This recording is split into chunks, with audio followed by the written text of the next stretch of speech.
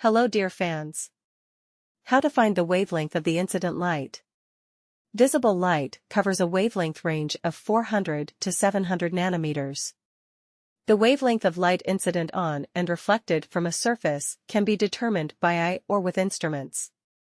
If the light is polychromatic, the color of the surface itself must also be taken into account.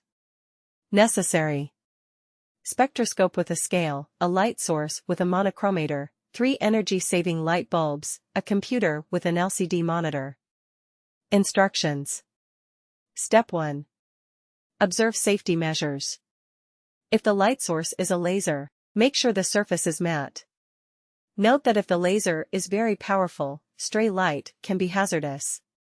If the source is incoherent, albeit monochromatic, it is much safer.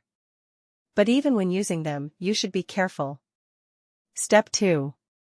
If more precision is not needed, try determining the wavelength of the light by eye.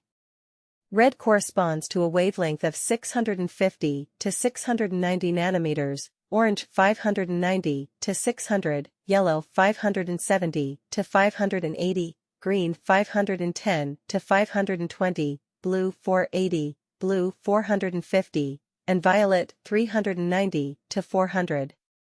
Step 3.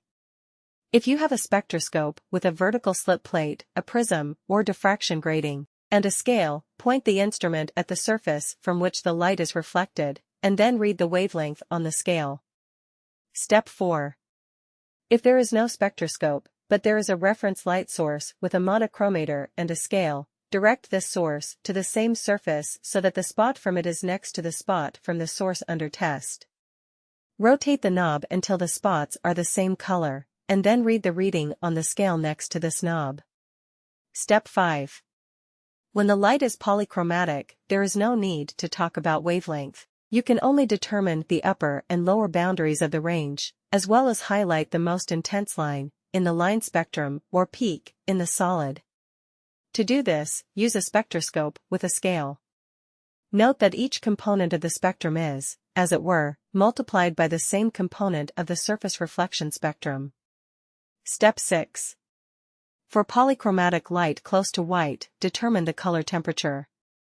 To do this, look at 3 energy-saving bulbs, the color temperatures of which are equal to 2700, 4200, and 6400 K, and determine by eye which shade is closest to the color shade of the tested source. For the same purpose, you can use a liquid crystal monitor, display a neutral white background on it, and then, through the menu, turn on the 3 above-mentioned color temperatures in sequence. Thanks for watching.